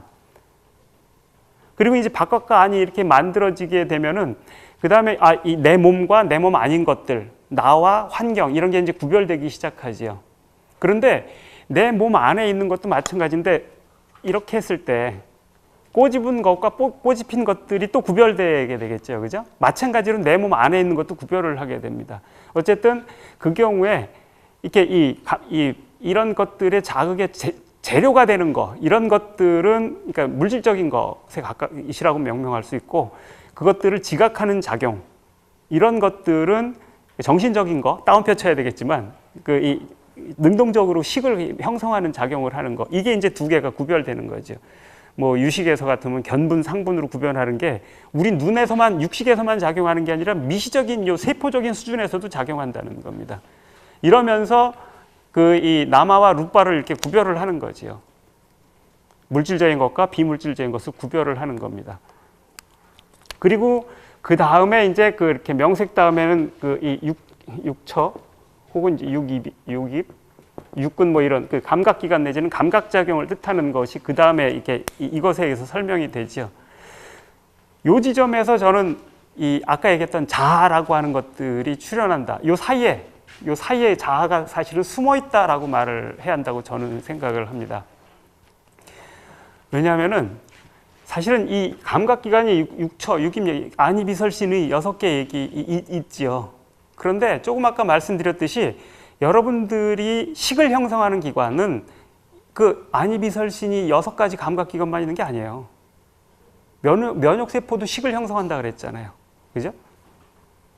그 세포, 뉴클레오티드, 이 핵 안에 있는 DNA에 있는 것들도 식을 형성을 해요. 그래서 유전자는 아데닌, 티민, 구아닌, 시토신 이 4가지가 이렇게 DNA에 A, T, T, C, G 이런 식으로 쭉 배열되어 있는 거거든요. 이걸 갖다 RNA가 가서 이렇게 A는 T로, T는 C로, T는 A로, G는 C는 G로 이런 식으로 이렇게 복사를 해서 이걸 가지고 가가지고서 아미노산을 모아오는 거예요. 3개 단위로 끊어가지고.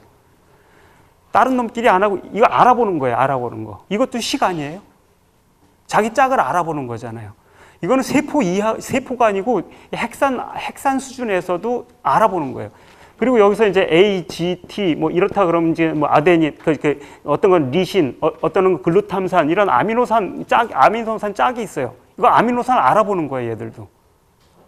이것도 식이지요, 식. 이 식은 6초나 6입 이전에 있는 식이지요. 그래서 무명행 식할 때 그 식은 그 감각기관 이전에 있는 식이에요. 뭐 부처님이 이런 것을 알았을지는 모르겠으나 놀랍게도 어쨌든 이 감각기관 이전에 존재하는 식에 대해서 말씀을 하신 거예요. 그리고 감각기관 이후에 있는 이 촉, 수, 이것도 감각이잖아요, 그죠? 수. 이건 육군의 감각작용을 하는 것들은 수라고 명명을 하신 거예요. 감각기관에 있기 이전에 있는 그 시계작용, 이런 것들은 따로 명명을 하신 거죠. 사실은 이게 현대과학에는 아주 잘 맞아요. 왜냐하면 감각기관 이전에 있는 식들이 많거든요. 그리고 이 감각기관, 이걸 가지고 이제 있는 식은 동물들에게만 해당이 되잖아요. 식물들은 안식이 있을까요? 소리를 들을까요? 냄새를 맡을까요?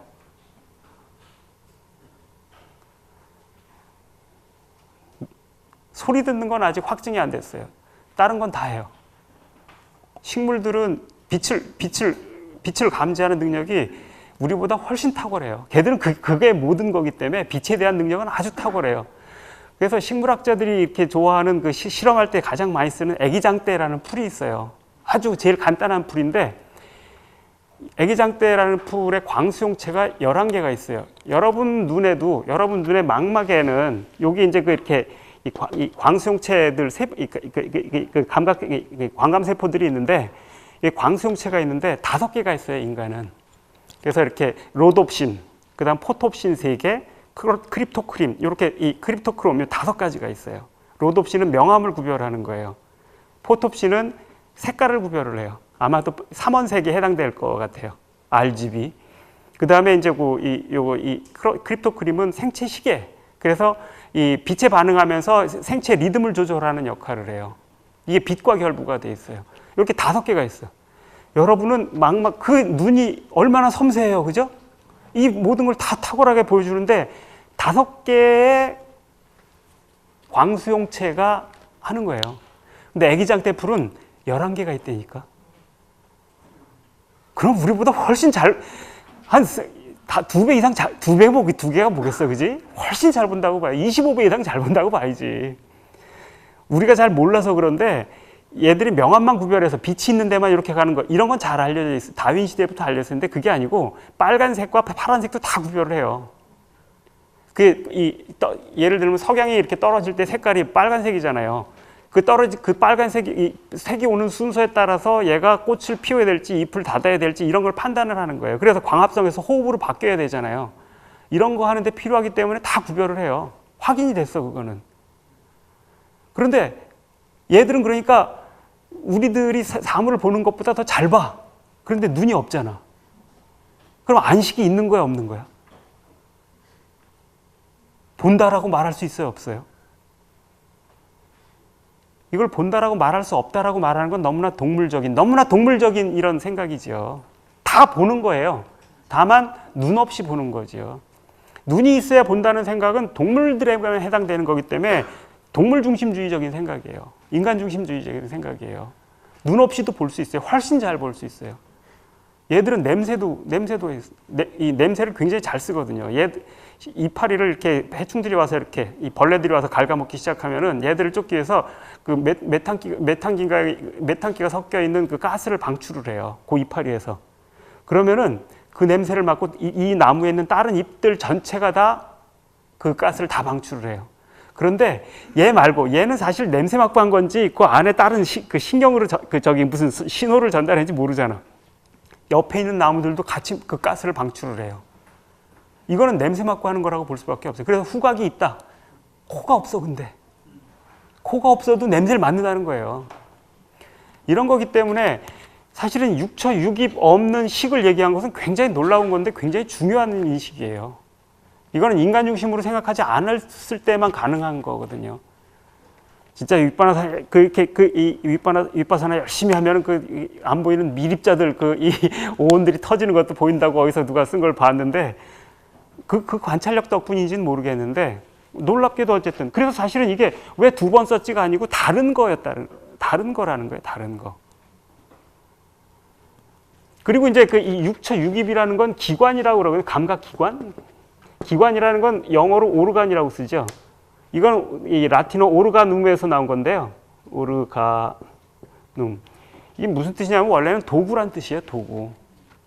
그래서 기관은 도구란 뜻이에요. 그래서 호흡기관, 뭐 이 운동기관, 그 다음에 뭐 이렇게 뭐 배설기관, 소화기관, 순환기관 이런 게 있을 때 다 도구인데 왜 도구라고 썼냐면은 이 생물학이라는 건 원래 그 19세기에 탄생을 했어요. 바이올로지라는 건 그 이전에는 생물학이 따로 없었어요. 그 자연사라고 하는 것 안에서 같이 다뤘어요. 왜냐하면은 공룡을 다루는 거는 지질학자가 하는 거잖아요. 그렇기 때문에 생명 있는 것만 다루질 않았었거든요. 19세기 들어오면서 서양에서는 생명이라는 게 굉장히 중요하고 특권적인 기관으로 딱 부상되게 돼요. 그리고 모든 걸 이걸 통해서 설명을 하려고 하게 되면서 그래서 분류학도 원래 식물 분류학은 18세기에 린네가 이렇게 만들었기 때문에 그냥 이 중요 드러난 특징들을 보고 이렇게 분류를 했어요. 무꽃, 배추꽃이 뭐가 꽃술이 어떻고 시방이 어떻고 이런 거 위치를 보고서 한다든지 모양을 보고 분류를 했는데 동물 분류학은 그렇게 하지 않아요. 동물 분류학은 19세기에 퀴비에라는 사람이 이렇게 만들었는데 그거는 기관별로 분류를 해요. 그래서 생명을 유지하는데 어떤 기능을 하는가에 따라서 호흡기관, 순환기관, 운동기관, 소화기관 이런 식으로 분류를 한 거예요. 그래서 동물 어류의 아가미하고 여러분들의 허파하고는 모양이나 작용하는 방식이 완전히 다르게 생겼거든요. 그런데도 호흡기관이기 때문에 상동기관이라고 얘기를 하잖아요. 이게 이제 분류하는 방식의 중요한 특징인데 생명이라는 개념 때문에 그렇게 한 거예요. 그래서 생명을 유지하는데 어떤 기능을 하는 도구, 그게 바로 기관이에요. 그런 점에서 이런 도구들은 사실 오가니즘, 유기체라고 하는 거 전체, 유기체라는 전체를 유지하기 위해서, 유기체의 생명을 유지하기 위해서 이렇게 하는 거. 그래서 생명이라고 하는 게 거의 중요한 자리를 갖고 있고 이걸 유지하기 위해서 저런 게 있다라는 것으로 만들어진 거예요. 그래서 유기체라는 개념이 여기 사실은 전제가 이렇게 될 때만 실제로는 지금 생물학적으로 이렇게 해당이 되는 기관이라는 말을 쓸 수가 있어요. 근데 유기체가 된다는 건 뭐냐? 손발 이런 게 따로 노는 게 아니고 하나의 전체로 딱 된다는 말이고 이 결합체 전체가 나라고 여러분들 부르는 게 되는 거잖아요. 이게 나라는 건 생물학적으로 유기체라는 개념하고 결부가 돼 있어요. 그래서 개인이라는 말이 그거거든요. 원래 인디비주얼이라는 말을 개인이라고 번역하는데 인디비주얼, 디비주얼하지 않은 이란 뜻이지요. 더 이상 디바이드 할 수 없는, 더 이상 나눌 수 없는 이란 뜻이에요. 그건 사실은 엄격하게 적용하면 원자 같은 거에 써야 될 것 같은데 이거는 개인, 개체, 유기체를 뜻하는 데서 사용이 돼서 지금도 개인이라고 번역하잖아요. 인디비주얼리즘, 개인주의 이렇게 번역하잖아요. 왜 인디비주얼인가 개인이? 이거 여기 자르면 어떻게 됩니까? 둘 중에 하나는 죽지요. 이렇게 자르면 둘 다 죽지요. 이런 의미에서 유기체는 이 부분을 잘라낼 수 없는 유기체가 최소 단위다. 이런 생각이 19세기 생물학의 기본적인 생각이었던 거예요. 그래서 그렇게 명명했던 거죠. 그런 점에서 유기체가 바로 나라고, 그러니까 나라는 관념은 동물도 그렇고 사람도 마찬가지일 텐데 대부분의 동물들은 그 개체, 나라고 하는 것을 고고 단위로 생각을 해요. 근데 예를 들면 개미 같으면 어떤가? 개미는 군체라고 그러는데 개미는 개미떼에서 일부를 떼서 다른 데 갖다 놓으면은 다 죽어요, 개들은. 같이 모여 있으면 같이 살아요. 그래서 요거를 하나를 묶어서 인디비주얼이라고 그래요. 벌도 마찬가지예요. 그래서 여왕개미는 그 생식기관에 해당되고 우리로 치면은 일개미는 그 이렇게 운동기관, 그다음에 병정개미는 면역기관 이런 데 해당된다는 식으로 얘기를 하는 게 그런 이유에서 그렇거든요. 근데 거기는 이렇게 막 자유롭게 퍼졌다 모였다 하는 이런 종류의 인디비주얼인 거죠. 그때 개미 한 마리 한 마리 인디비주얼이 아니에요. 흔히 하는 이런 의미에서는.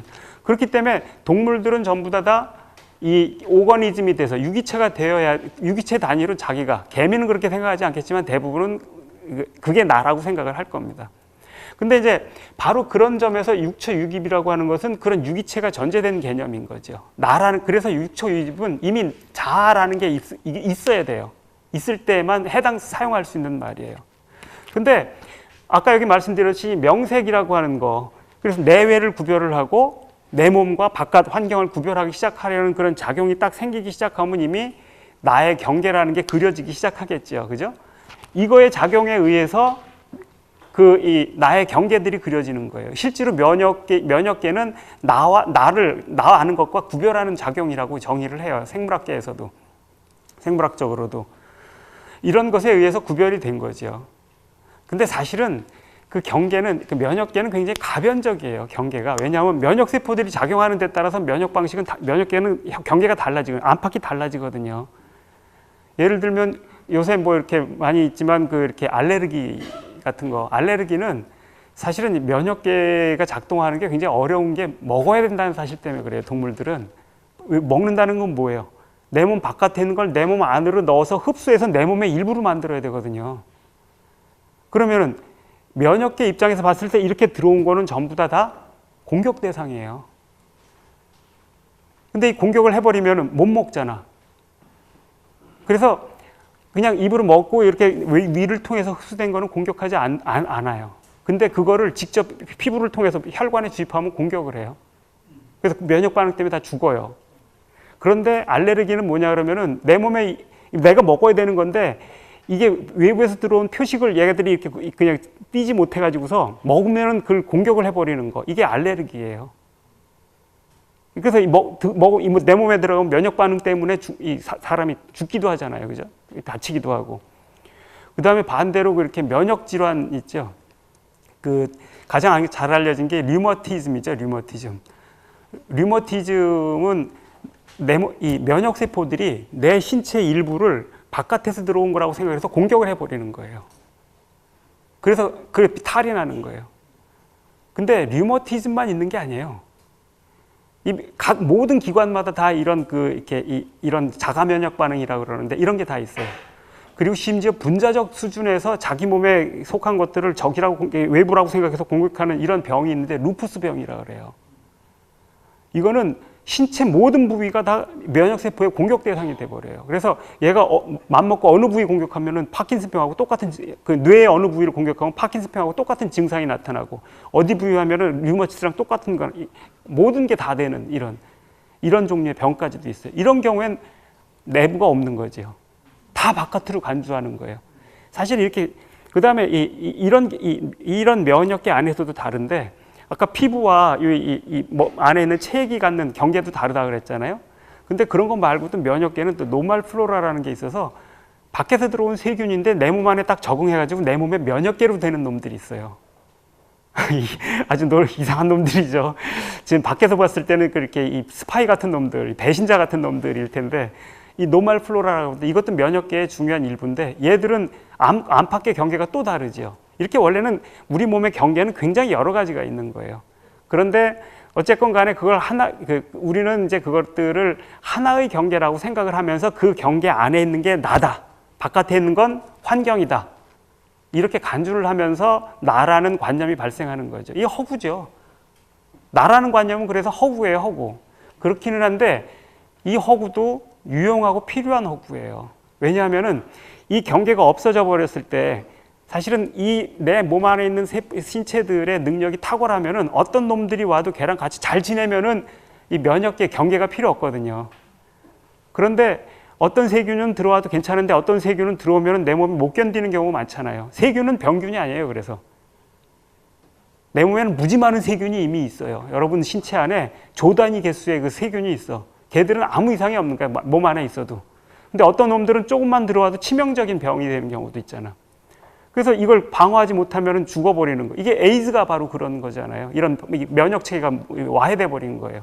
그 말은 뭐냐 그러면은 면역계라고 하는 건 내 몸의 무능성 때문에 내가 수용할 수 없는 놈들을 쳐내기 위해서 만들어진 거예요. 즉 내 몸이 내 면역 능력이 크다라고 하는 건 뭔가 내가 수용할 수 있는 그 여러 가지 세균들이나 외부들의 폭이 큰 거예요. 면역력이 작다라고 하는 건 뭔가 내가 감당할 수 있는 세균들이 적은 거야. 사실은 몸이 여러분들 약할 때 보면은 없던 병도 생기잖아요. 그 대상포진. 그 세균이 바깥에서 들어온 게 아니잖아요. 내 몸에 있던 건데 내 몸의 면역력이 약해지면 확 나타나는 병이죠. 간염 같은 것도 그렇잖아요. 그래서 이 면역 항상 있다고 무조건 공격하는 게 아니에요. 그래서 수용할 수 있으면 공격을 하지 않아. 근데 떨어져 버리면 그 이질적인 것들을 공격을 해. 넌 적이야 이러면서. 사실은 그런 점에서 보면은 나라는 경계가 강한 사람일수록 사실은 면역력이 약한 경우일 가능성이 커요. 면역력이 약할수록 남들과 자기를 구별하려고 애를 쓰게 돼 있잖아요. 면역계는 그런 점에서 자아라는 거 허구의 경계인데 무능력 때문에 생기는 거야. 근데 사실 무능력을 어떻게 탓하겠어? 오면 죽는데. 그러니까 필요한 거예요. 필요한데 사실은 이거는 실체가 아니고 끊임없이 달라지는 거예요. 내 건강 상태에 따라서도 달라지고 신체 이게 면역계의 작용 방식에 따라서도 달라지는 아주 가변적인 경계를 갖는 거죠. 그런 점에서 실체는 아닌 거예요. 그런데 허구지만 유용한 허구, 아까 유용한 무지처럼 유용한 허구인 거지요. 그 유용한 허구가 만들어지게 되면서 이제 기관들이 생겨나기 시작하는 거고, 기관이 생겨나면서 육처가 생기고, 육처가 이제 외부 대상과 만나는 접촉이 생기고, 접촉에 의해서 감수작용이 생기고, 이런 식으로 진행이 되는 거죠. 근데 이제 이렇게 했을 때 이 감수작용이라고 하는 것은 기본적으로 이렇게 이 쾌와 불쾌, 감수작용은 이렇게 하나하나의 식보다는 이건 뭐야, 이건 뭐야, 이건 팔이고, 이건 목이고, 이런 거보다는 그 파리를 봤을 때는 그 불쾌감이 생기고, 모기를 봤을 때는 적대감이 생기고, 이런 종류의 것들이 같이 일어나잖아요, 그죠? 내 몸에 이렇게 내가 이렇게 내 몸에 달라붙었을 때, 혹은 내 몸에 다가왔을 때, 내 몸의 능력을 떨어뜨리는 놈들, 혹은 나를 괴롭히는 놈들, 이 능력을 떨어뜨리는 거죠. 이런 놈들은 불쾌한 것으로 받아들이죠. 그래서 이 마이크다, 목이다, 이런 것들이 문제가 아니고 그런 것들에 대한 나의 판단이 거기 이제 들어가기 시작하게 되죠. 좋아, 나빠, 좋음, 나쁨, 기쁨, 슬픔, 쾌, 불쾌, 이렇게 나눠지는 이런 판단들이 들어가기 시작을 하죠. 가장 기본적인 게 쾌감, 불쾌감이죠. 사실은 그래서 내 몸에 작용을 해서 내 몸의 능력을 떨어뜨리는 것들은 불쾌하게 느끼게 되고, 내 몸의 능력을 증가시키는 것들은 쾌감을 느끼게 돼요. 그리고 이거는 이제 슬픔과 기쁨이 이런 것들로부터 발생을 하는 건데, 역시 무언가 만났을 때 여러분들이 이렇게 능력을 감소시키는 어떤 것과 만났을 때 여러분들은 이제 거기서 슬픔의 감흥 같은 게 느끼는 겁니다. 그 슬픔에는 이제 분노도 있고 원한도 있고 미움도 있고 여러 가지가 쭉 있죠. 이게 연민도 있고 뭐든 다 슬픔의 감정에 속하는 거고, 기쁨도 여러 가지가 있지만 어쨌든 기본적인 거는 능력을 증가시키는 놈과 감소시키는 게 있다는 겁니다. 그리고 아무리 누구한테 좋은 약이라고 그래도 내가 먹으면 안 좋은 경우들이 있잖아요. 그건 상대에 따라 달라지는 거죠. 어쨌든 그럼에도 불구하고 무엇이 나에게 와서 내 몸에 끼어들었을 때 내 몸을 이렇게 감소시키는 놈과 증가시키는 놈이 있는 건 틀림없죠. 물론 상관없는 놈들도 있겠지만 이런 게 쾌감, 불쾌감을 만들어내는 겁니다. 그리고 이게 좋다, 나쁘다라고 우리가 판단하게 되는 거고, 좋다, 나쁘다하고 선악은 또 굉장히 다른데, 선악은 사실은 이제 조건과 상관없이 좋다, 나쁘다는 몸 상태나 이게 누구한테는 좋고 누구에게는 나쁘고 이렇게 되잖아요, 그죠? 그 배탈 난 사람한테 우유는 나쁘죠. 배고픈 사람한테 우유는 좋잖아요. 그런데 우유를 먹는 게 악이라든지 선이라든지 이렇게 얘기하지는 않잖아요. 사과를 먹는 것도 누구한테는 좋다, 나쁘다 이렇게 얘기를 하지, 사과를 먹는 게 선이다 이렇게 하지는 않잖아. 근데 이제 이게 조건과 무관하게 지켜야 될 계율이 딱 생기거나 이렇게 되면은 사과를 딴 게 악이 되기도 하잖아요.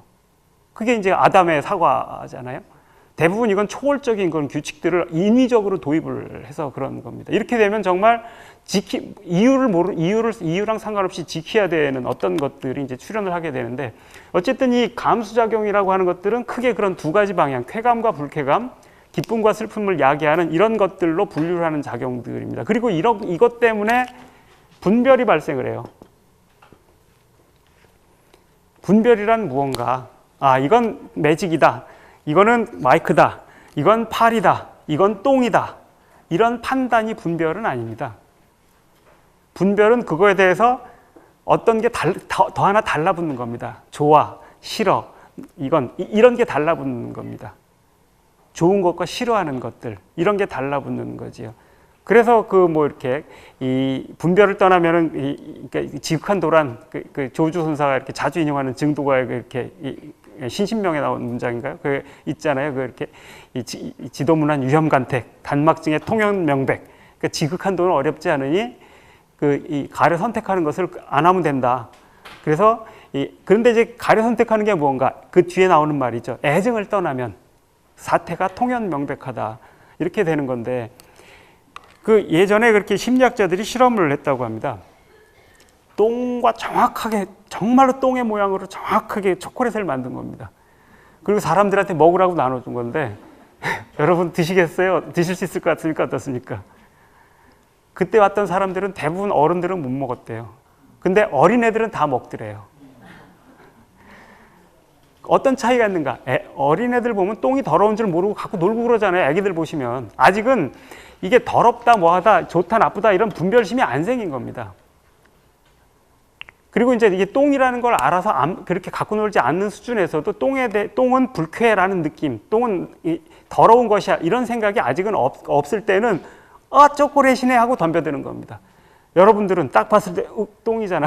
초콜릿인 걸 다 알려줬는데도 똥이잖아. 손대기 찝찝한 거죠. 이게 이제 분별심의 작용이에요.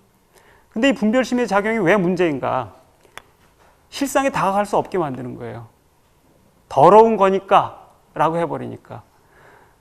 이거는 이렇게 징그러운 거니까. 이렇게 생각을 해보면은 이 징그러운 거 싫어하는 사람들은 이제 뭐 이렇게 이 장어나 미꾸라지나 이런 거 들어간 것들, 이렇게 되지 않습니까? 실제로 좋아하시는 분들은, 그게 얼마나 맛있는 건데, 이렇게 말씀하실 텐데, 예를 들면은, 고수 좋아하시나요? 고수? 한국 사람들 고수 잘 안 드시잖아. 중국에 가면, 중국이나 베트남 가면 다 고수 뿌려놓는다고. 대부분 사람들이 못 먹어요. 어떻게 이걸 먹어? 이러는데, 그 사람들은 맛있어서 먹는 거거든요. 그런데 난 고수 싫어. 어떻게 이걸 음식에 이런 걸로, 이런 생각이 있으면은 손을 내밀 수도 없고, 먹어도 맛없다는 판단을 하게 돼 있어요. 그러면 사실은 그 사람들은 맛있어서 먹는 건데 그 맛을 알 수가 없다라는 거예요. 분별이 있으면은 그 맛에 다가갈 수가 없어요.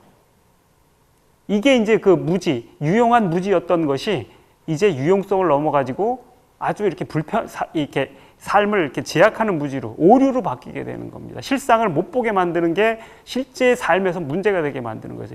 이렇게 되면 이제 무지가 두 번째 단계로 넘어가게 됩니다. 식과 더불어서 발생했던 무지는 유용하고 필연적인 무지지만 유용하고 필요한 무지였어요. 생명체가 살아가는데 피할 수 없는 거예요, 그거는. 그런데 이제 분별이 더해지면서 맛보기도 전에 이렇게 돼버리고 듣기도 전에 시끄러워 이렇게 해버리기 시작했을 때, 이렇게 됐을 때는 사실은 이제는 오류, 사태를 정확하게 못 보는 오류가 돼버리기 시작하는 거죠. 이게 무지의 두 번째 단계라고 얘기를 했습니다. 무지도 똑같지 않아요, 그런 점에서는. 우리가 흔히 무지라고 얘기를 하거나 이럴 때도 이런 거에 훨씬 더 이게 가까이 있는 것이겠지만 어쨌든 이제 다음 단계로 넘어가게 되는 겁니다. 그런데 사실은 이것도 그 근저에는 몸에 좋은 것과 나쁜 것, 능력을 증가시키는 것과 감소시키는 것, 이런 작용 때문에 발생한 거기 때문에 그 수준에서는 유용한 무지였던 겁니다. 그런데 그것을 확인해보거나 정확하게 보려고 하지 않으면서 애증의 판단, 호호의 판단을 덧붙여버리기 시작할 때 이제 식이라고 하는 게 내 신체로부터 떨어진 어떤 것이 되어서 나를 지배하기 시작을 하게 됩니다. 이게 이제 무지의 두 번째 단계로 넘어가는 거죠. 그래서 이제 그 뒤에 애취가 나오죠. 애는 뭐 증과 나란히 따라다니는 거겠죠. 그래서 이거 좋아라고 이렇게 덤벼들게 되는 겁니다. 사실은 이때 이제 이렇게 아까 말씀드린 이 지식이 나로부터 떨어지기 시작할 때, 그 삼독이라고 부를 때 그 중에 이제 하나의 이렇게 치심이 발생을 하는 거라고 볼 수 있을 텐데, 그 다음에 이제 이렇게 이거와 짝을 이루는 거지만, 일단 여기는 알아보지 못하는 무지가 발생을 한 건데, 치심이 발생을 한 건데, 이제 온 것에 대해서 이건 내가 전에 먹었더니 나한테 좋았어. 그러면서 무조건 보면 먹으려고 한다든지, 이건 무조건 하려고 한다든지, 이런 게 이제 애착이지요. 반대로 이제 그것들을 계속 멀리 하려고 그러는 거, 이런 것들이 이제 그러니까 이 애착이라고 하는 게 이제 탐심이라고 하는 것일 거고, 이 반대에 있는 것이 진심. 탐심은 어떤 대상을 내 옆으로 최대한 끌어들이려고 하는 거고, 진심은 최대한 멀리 하려고 하는 거죠. 멀어지지 않으면 부수거나 때리거나 부수려고 하게 되는 이런 종류의 감정, 반응들일 텐데, 그런 그 반응의 양상들이 증폭되는 작용, 그게 감정인데, 어쨌든 애취는 이제 그런 감정들이 작용을 하면서 대상과의 관계를 굉장히 증폭시키게 됩니다. 강화시키게 됩니다. 그리고 그런 애착이라고 하는 게 이제 뭐 이렇게 취착을 낳고, 취착이라고 하는 것은 뭐 여러 가지 그 대상들에 대해서 이렇게 대상을 가지려고 하는 이런 마음일 텐데, 여기에도 이제 여러 가지 단계가 있죠. 이렇게 뭐 이렇게 이 정착, 고착, 집착, 뭐 이런 것들 여러 가지 단계라기보다는 여러 가지 다른 개념들이 있을 텐데, 뭐 정착이라고 하는 것들은 어떤 대상들을 안정적으로 얻기 위해서 이제 그렇게 어디에 이렇게 뿌리내리고 이제 멈춰 버리는 거죠. 사실 이렇게 되면은 움직이지 않게 되고 실상으로부터 점점 멀어지게 됩니다. 그렇기 때문에 이제 그리고 이제 그 내가 정착한 그것을 나의 것이라고 하는 아소상 이런 것들이 이제 발생을 하게 되지요. 그리고 이제 고착 같은 경우에는 이게 이 유기체 이하의 수준에서 정신분석학에서 얘기하는 거잖아요, 그죠? 예를 들면 이제 그렇게 구순기에 고착된 사람들, 그 프로이트가 이제 그렇게 어린이의 그렇게 성욕의 발전 얘기를 하면서 처음에는 입에 이제 그 성감대가 발달하고, 그래서 엄마 젖가슴, 그러니까 젖가슴에 주로 반응하는 구순기라고 그러고, 그 다음에 항문으로 옮겨가서 항문기, 그 다음에 성기기, 뭐 이런 식으로 이렇게 쭉 오이디푸스 거쳐서 이렇게 쭉 가는데, 어쨌든 이제 그 구순기의 이 리비도가 이제 충분히 그러니까 구순기 욕망이 충분히 이렇게 충족되지 않았을 때, 나이가 지나서도 계속 이쪽으로 이렇게 이 리비도가 이쪽으로 쏠려버리는 일이 발생을 할 때, 그런 걸 이제 여기에 이 구순기의 욕망이 이 리비도가 고착됐다 이렇게 얘기를 하거든요. 이거는 유기체 이하의 수준에서도 그런 고착이 발생하는 거, 취착이 발생한다라는 걸 뜻하는 거죠. 이렇게 되면 이거는 병적인 증상을 야기할 수 있습니다. 뭐 항상 병이 되는 것은 아니지만 증상을 야기할 수 있는데, 집착은 대부분의 경우는 병적인 증상 그 자체죠. 뭐 스토커가 이제 잘 보여주는 것이기도 한데, 이제 내 거다라고 생각하는, 내 것이 아닌 것을 내 거다라고 하면서 억지로 우겨서 가지려고 하는 이런 종류의 그 애착, 이런 게 이제 이렇게 집착이지요. 이런 다양한 종류의 착, 이런 것들이 이제 취착이고, 뭐 하여튼 뭐 이러면서 이제 이렇게 쭉 이 취착이지요. 그리고 그 다음에 이제 그 취가 있음이라는 것을 만들어내고, 있음이 생을 만들고, 생이 노사를 만든다. 이게 이제 이렇게 12연기의 이렇게 완결이지요. 근데 여기서도 가지려고 하니까, 그런데 사실은 무상한 것은 가질 수가 없지 않습니까?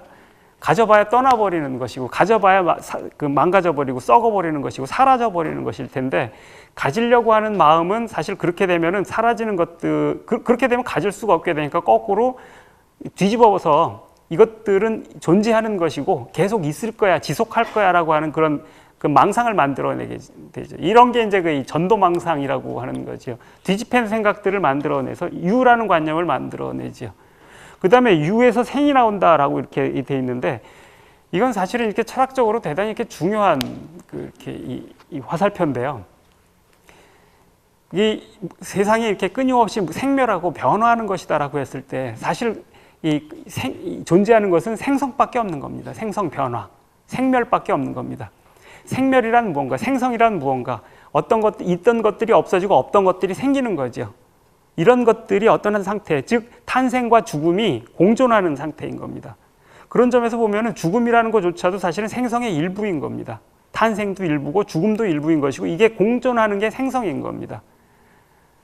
유라고 하는 건 무언가, 그것을 어느 한순간에 고정시켜 버렸을 때 계속 존재한다라고 하는 이런 이렇게 또 하나의 무지, 다음 단계의 무지, 이런 것들이 발생할 때 그 어떤 상태를 이제 유라고 명명을 하게 되는 겁니다. 그런데 우리도 보통 그렇고 철학자들도 많이 그런데, 있는 것들을 있지 않은 것이 어떻게 생겨날 수 있는가?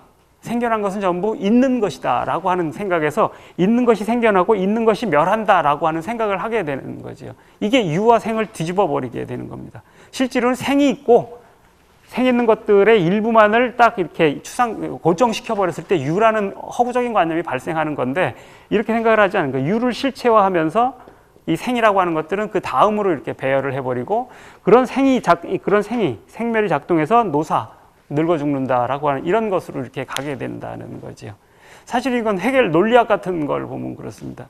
헤겔 논리학의 그 순서를 보면 제일 앞에 존재, 유가 나옵니다. 유. 그 다음에 무가 나옵니다. 그 다음에 생성이 나옵니다. 어떤 식으로 설명하냐면은 이 가장 추상적인 수준에서 유라고 하는 것은 있음 그 자체밖에는 없다는 겁니다. 그래서 있음이 제일 먼저 나오고, 그런데 있음 그 자체인데 이 순수한 유라고 하는 건 아무 내용이 없기 때문에 사실은 무다. 그 다음에 무가 나오는 겁니다. 그런데 유와 무가 하나이기 때문에 생성이다.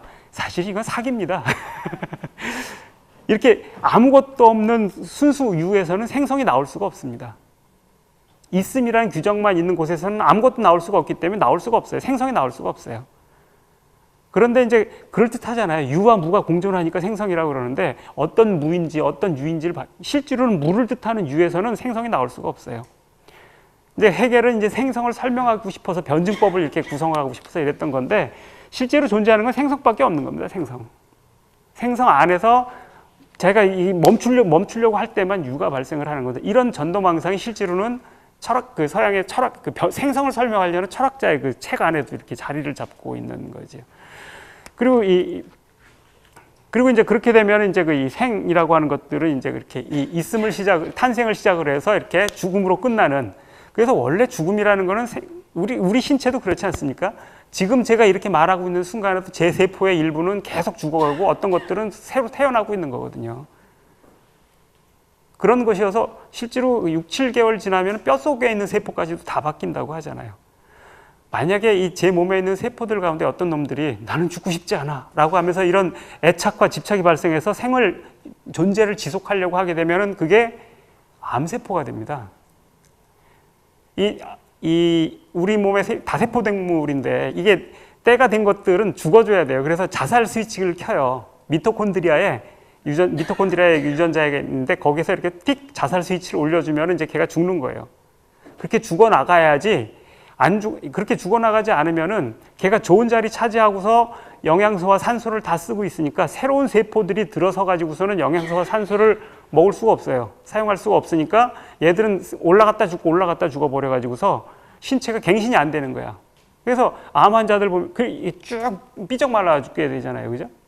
이게 그런데 한 놈이 딱 이렇게 시작하면은 그 옆에 있는 놈도 위협을 느끼니까 나도 이러면서 암세포가 쭉 증식되어 가는 겁니다. 암세포는 병균이 아니잖아요. 내 몸의 세포가 자살세포 끄는 걸로 작동하는 거예요. 그게 그 애착, 집착이 만들어내는 게 결국은 그런 죽음으로 전체를 죽여버리게 되는 거지요.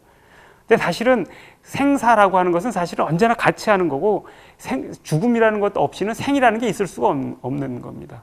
그 죽음조차도 생의 일부를 다룰 수 있을 때만 죽음도 생도 이렇게 제대로 볼 수가 있는 건데, 유무를 분명하게 구별하고 나면은 탄생과 죽음이라는 것 안에서 그 사이에 있는 것이 유라고 정의를 하게 돼버리면 이런 생각이 이런 생각을 받아들일 수 없게 되죠.